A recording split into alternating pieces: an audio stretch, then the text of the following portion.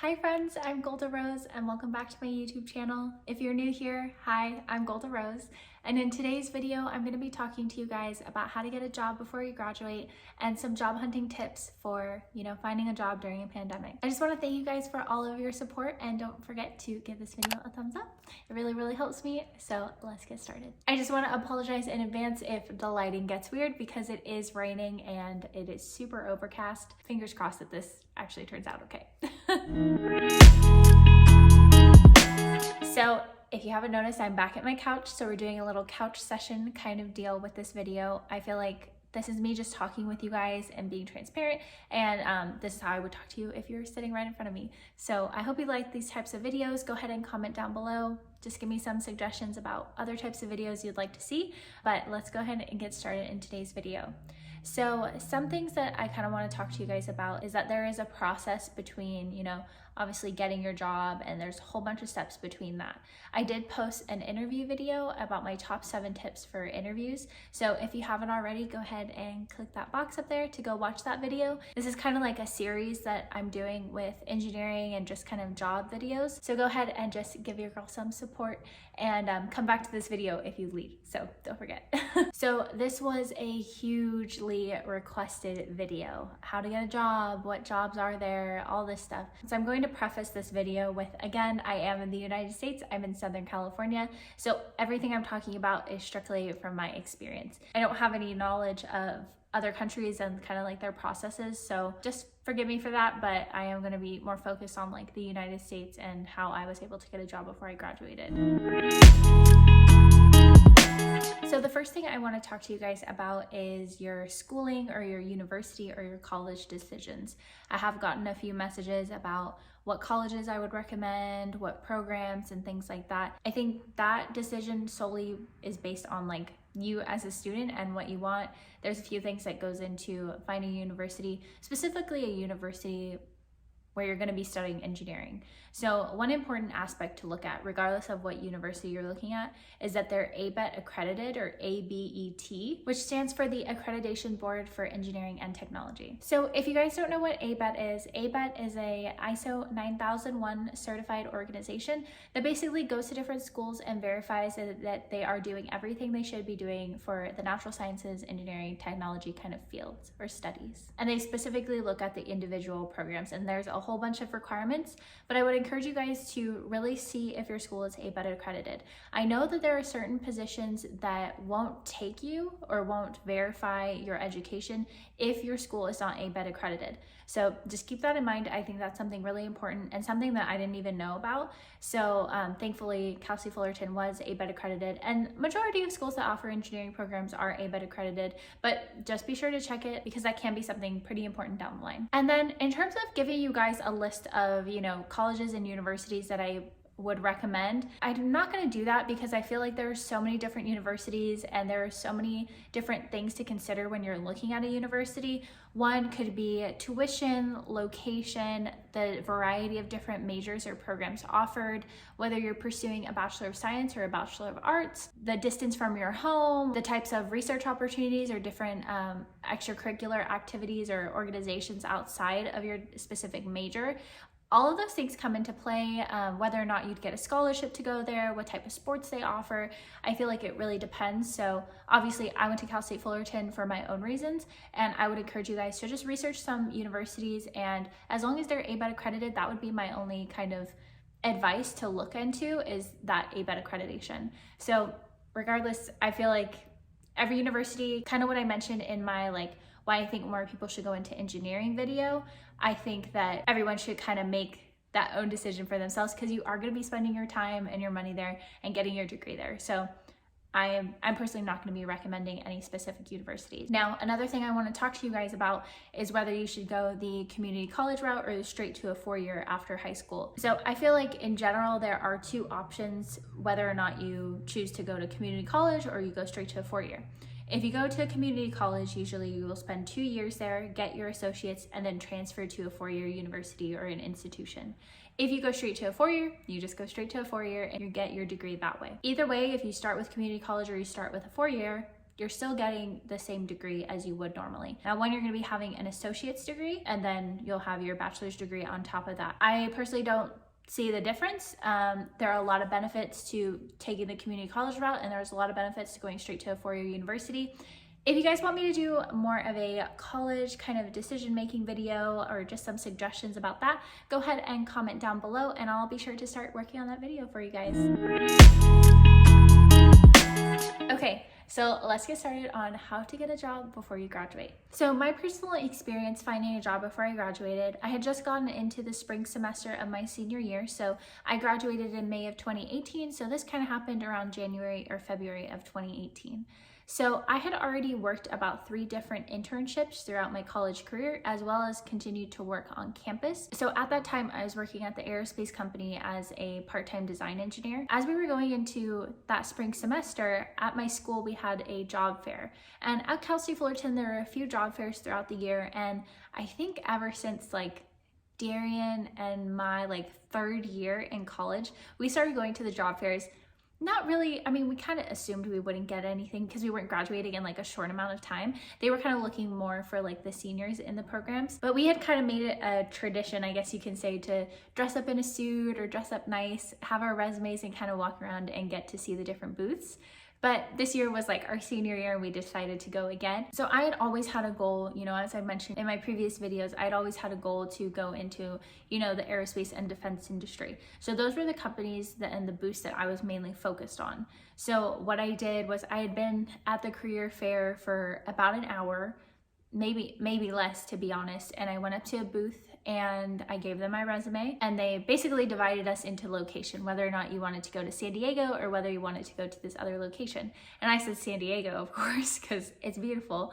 And so I gave them my resume, and the person who was there ended up looking through it. He asked me if I had enough time to have an interview right there on the spot. And I was like, yes, heck yeah, okay, yes, let's go. And so I had an interview on the spot. He said that he would touch base with me, and he'd really like to have another interview with me with the rest of the team. And I ended up getting a call about scheduling an interview about a couple days after that. So I had the interview at the career fair, and then a couple days later they followed up. And so I scheduled an interview down in San Diego. They had an option to have a phone interview or do it in person. And it didn't matter to me how far I had to drive. Where I was at in Fullerton compared to San Diego was about 2 hours. So thankfully Darian's sister was living down in San Diego at the time. So I called her and I was like, hey, can I spend the night before I go to my interview just so I have some extra time? And she was like, yeah, of course. So I had driven down there the night before the interview. And one thing I wanted to say was that they had the phone option and the in-person. I always like in-person because you get a vibe for the room, you get to see it, you get to check out the facilities, you get to kind of see what the work is like while you're there, because where you go to interview is typically where people are working, obviously. So that was kind of my personal preference. Depending on how you interview, I would say just do what's best for you. If you get nervous in person, rather talk on the phone, that's totally up to you. I personally wanted to be there in person just to see. So I went down to the location. I had my second interview, and they asked me my questions, all that. I came, similar to what I gave you guys in the interview tips. I did all of those things, and I was sitting there, answered all the questions. I asked questions that I had. And this was about 6 months before I was going to graduate. And they told me, hey, do you mind stepping outside? And at first I was like, this is weird. I've never been asked to step outside. And so I stepped outside. I was just kind of waiting in the hallway, waiting. And then they called me back in, and they had a little tentative job offer. And so I got the job right then on the spot. That was my first job out of college. I did end up accepting that position. And so I was so excited. I FaceTimed Darian, he was in class. I had missed class to go to this interview, which I don't recommend, but I wanted to fit within the schedule that they had. So I was like, okay, I'll be there. And I talked to my professor and everything to let them know. So I FaceTimed him, and I FaceTimed our friends because he was in class with them. And so it was so fun and so crazy. I'll actually post the picture of what I wore to the interview right here. And I always like to see that come up on my Instagram feed because that was, again, about 6 months before I graduated. And I knew that's where I wanted to work, I already knew it. After that, I continued working on campus. I continued working at the aerospace company, and the aerospace company had asked, like, would you be interested in a position? And I had entertained it because Darian and I weren't really sure where we wanted to live or what we were gonna do as a couple. So I had gotten an offer from them and ultimately chose the San Diego one. But that just goes back to in my previous video when I mentioned not burning bridges, because I never wanted to leave a bad taste or a bad impression on any companies I worked with, because you never know when you're gonna see those people again. You never know if you're gonna have to work with those people again, regardless of if you're working in that company. People move, people talk, people get contracts with different places. So that's just a side note word of advice when you're looking for your job. So that was my experience. Now, keep in mind, 2018, we weren't experiencing a pandemic like we are now. So things have definitely changed in terms of doing more things virtually. So if you have the opportunity to do a phone call or a Zoom call, I would highly suggest you guys do the Zoom call.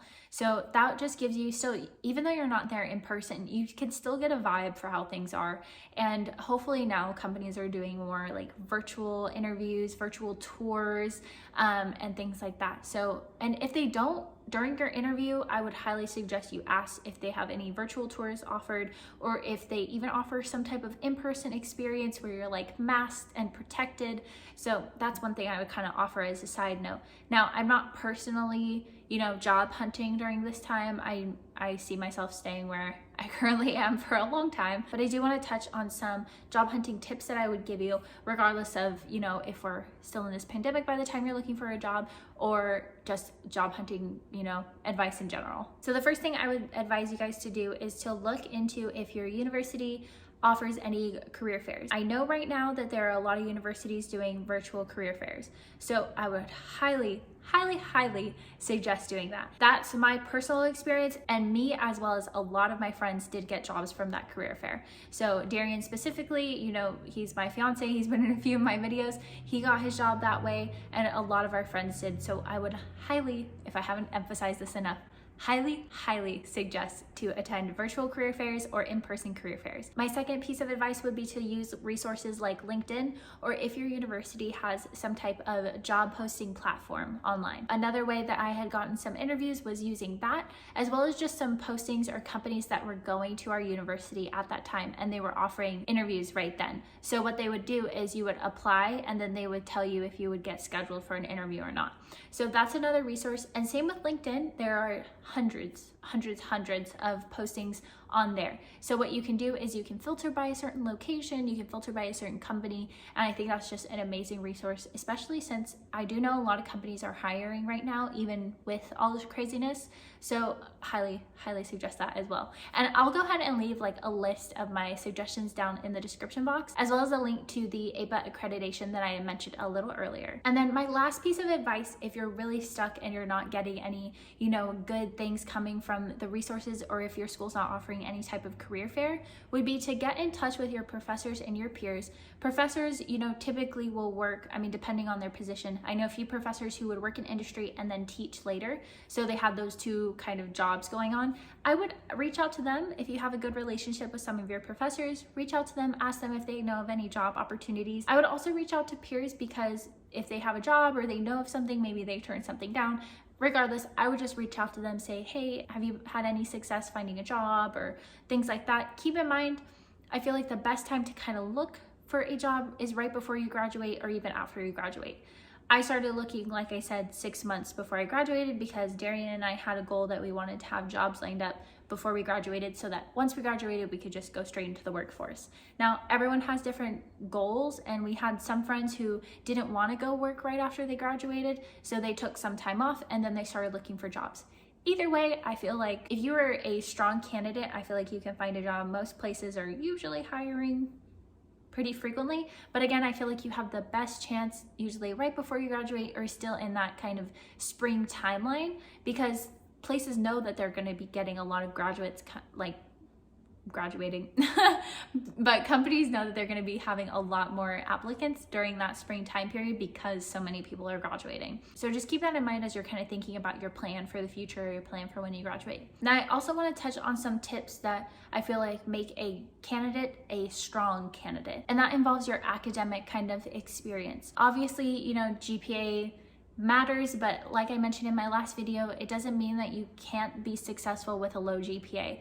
But if I were to give my advice, I would say try and have the best GPA as possible. Again, I feel like you can definitely be successful with a low GPA, but at the end of the day, you're gonna wanna have as many options as possible. And I feel like higher GPA gives you more options. Again, that doesn't mean if you have a low GPA, you're gonna have less options. I just feel like you wanna stand out as a candidate. And because there's so many people, graduating at a time and there's so many applicants, that's just one way to kind of, have a little checkbox, say, okay, I'm strong in this academic area, have a strong GPA, and that again just opens more doors for you. Another thing that I think makes a strong candidate, again, these are just my personal opinions and things that I found when, comparing what I was doing with my peers or comparing other people and the jobs they got and things like that. There's a whole bunch of different things. But again, this is just my experience, things I've even looked for in employees that we've been hiring. So just keep that in mind. Again, my personal opinion, I am not certified in any of this, but this is just my experience. So as you're going through your academic career, I would highly suggest for people to have some type of engineering, that's just what I'm saying. This can apply to any major, but for engineers, I would highly suggest you have some type of engineering experience. I know some countries that can be a little bit more difficult, but I know here in the United States, there is no reason why you can't find an internship or you can't find some type of part-time position here while you're in school. Typically, you would want it related to your industry or an industry that you're considering going to. Again, I did do an internship video, so go ahead and check that out if you want more about that. But this is just a side note for how I think candidates can become stronger candidates. So your grades, having some type of internship or industry experience while you're in school. And then after that, I would definitely suggest if you can get involved in some type of honor society or some type of extracurricular activities like SAE, or in my case, I was on the rover team. If you can get involved on your campus, now keep in mind we only have so many hours in the day, so time management is really important during this time, so you don't neglect your schoolwork or you don't neglect your health or your finances. So keep that in mind. It's a whole juggling thing. And if you guys do want to see a time management video, go ahead and comment down below, because that's something that I've really been focused on since, I'm continuing to work full time, go to grad school, I tutor on the side, and I'm planning a wedding. So I feel like I got the time management thing down. Just my personal opinion. But again, being involved and having a community at your university, I feel like is one thing that really sets people's resumes apart. Now, this is just my opinion. Of course, creating a strong candidate so that you guys can get more options as you're going into, the job market and job searching. So if you don't have one of these things or you don't have any of these things, I'm not saying that you can't get a job. I definitely believe that you can. I would just say that any way that you can kind of make yourself be the best candidate possible is the way that you're going to get a job. You're going to have a lot of options and things like that. So you can be the perfect candidate and bomb your interview and not get the job. I mean, again, there's so many factors that go into this, but in my personal opinion, having a good GPA, having some type of internship or work experience, it could be 1, it could be 5, whatever, it doesn't matter the number, just as long as you get that and you kind of talk to that. And then third is your involvement on campus, be it extracurricular activities, even Greek life or honor societies. Definitely kind of get those things in so that you're just a well-rounded candidate and there's no reason they should say no. So just my piece of advice. And my last piece of advice for job hunting or trying to get a job would be to be patient and don't give up.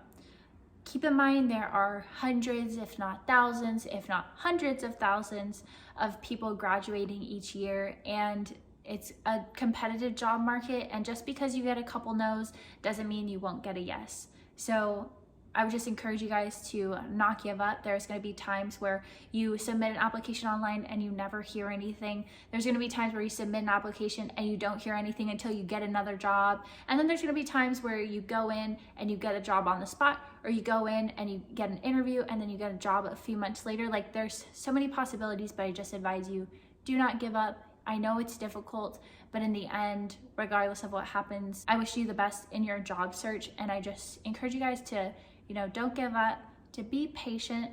Just trust that whatever is going to happen is your path and that's what's meant for you. And if you had something in mind and it didn't work out, well, that's not the path for you. This is going to be a better path.